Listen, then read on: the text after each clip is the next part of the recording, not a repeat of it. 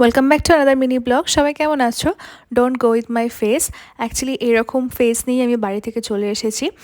আর বাড়ি থেকে কলকাতা আসতে আমার ঠিক কতটা ভালো লাগে সেটা তো তোমাদের সাথে আমি আগের একটা শর্টসে শেয়ার করিয়েছি।